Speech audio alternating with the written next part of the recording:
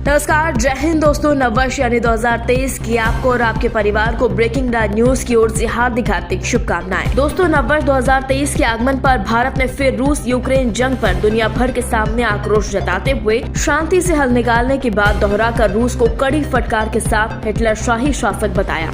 दोस्तों, भारत के विदेश मंत्री एस जयशंकर ने यूक्रेन में जारी युद्ध पर भारतीय प्रधानमंत्री नरेंद्र मोदी के साथ भारतीय जनता उनकी सरकार की ओर से गहरी चिंता व्यक्त की। जयशंकर ने यूक्रेन में जारी युद्ध पर आक्रोश जताया। नववर्ष 2023 के पहले दिन यानी नववर्ष 2023 रविवार को वियना में उन्होंने कहा कि युद्ध देश जीतने के पक्ष में नहीं है, भारत शांति के पक्ष में है और शुरुआत से ही भारत रूस से कह चुका है कि यूक्रेन से युद्ध खत्म कर वार्ता से मतभेद सुलझाए।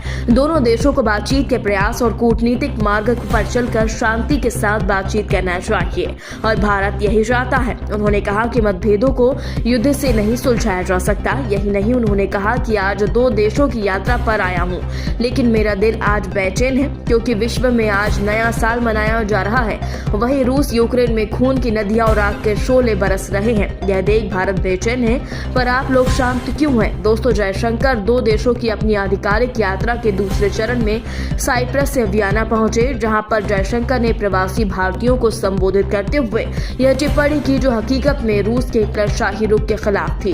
जयशंकर ने रूस यूक्रेन के साथ अमेरिका चीन को भी आड़े हाथों लिया और पीएम मोदी के उस कथन की याद दिलाई जिसमें उन्होंने पुतिन से कहा था कि युद्ध से नहीं, शांति से यूक्रेन तो क्या दुनिया जीते। दोस्तों, आपको याद होगा प्रधानमंत्री नरेंद्र मोदी ने सितंबर में घोषणा की है कि हम वास्तव में मानते हैं कि अब युद्ध का युग नहीं है। आप हिंसा के माध्यम से मतभेदों और मुद्दों को नहीं सुलझा सकते। विदेश मंत्री एस जयशंकर ने यूक्रेन में जारी युद्ध पर गहरी चिंता जताते हुए रविवार को वियना में कहा कि भारत शांति के पक्ष में है और शुरुआत से ही भारत दोनों ही देशों के बीच बातचीत के प्रयास और कूटनीतिक मार्ग पर लौटने का आह्वान करता रहा है। उन्होंने कहा कि मतभेदों को युद्ध से नहीं सुलझाया जा सकता। जयशंकर ने आगे कहा कि भारत रूस से ही और यूक्रेन से संवाद और कूटनीति पर लौटने का आग्रह कर रहा है। प्रधानमंत्री ने खुद रूस के राष्ट्रपति व्लादिमीर पुतिन और यूक्रेन के राष्ट्रपति वोलोदिमीर ज़ेलेंस्की के साथ कई मौकों पर बातचीत की।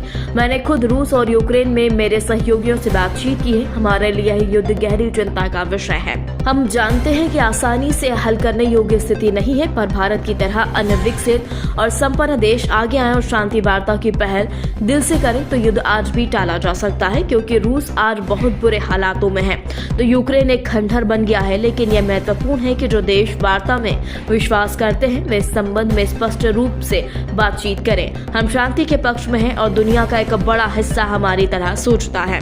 दोस्तों, रूस यूक्रेन दोनों ही देशों में 11 महीने से युद्ध जारी है। विश्व के इस लंबे युद्ध से एक ही नहीं, दोनों ही देश बर्बाद हो चुके हैं। फरवरी 2022 से रूस लगातार मिसाइलों की बौछार कर यूक्रेन को तबाह करने की कोशिश कर रहा है। नए साल 2023 में भी यह जंग खत्म नहीं होती नजर आती। नए साल पर दोनों ही देशों के राष्ट्रपति ने अपने अपने भाषण में जीत के लिए कस्में खाई हैं। यूक्रेन के राष्ट्रपति व्लादिमीर ज़ेलेंस्की ने अपने भाषण में जनता के प्रति दर्द, जवानों के लिए आभार जताया और रूस के राष्ट्रपति व्लादिमीर पुतिन ने देशवासियों को कर्तव्यों की याद दिलाई। पर यह दोनों ही नेताओं ने इस युद्ध को अपने अस्तित्व की लड़ाई बताया और जल्द ही इसका परिणाम निकालने का वादा किया, जो अब विश्व संकट बताया जा रहा है। दोस्तों, इस पूरी खबर पर आपकी क्या राय है, हमें कमेंट बॉक्स में अभी बताएं। यदि आपने अभी तक हमारे चैनल को सब्सक्राइब नहीं किया तो प्लीज अभी सब्सक्राइब करें। खबर अच्छी लगने पर लाइक शेयर करना ना भूलें।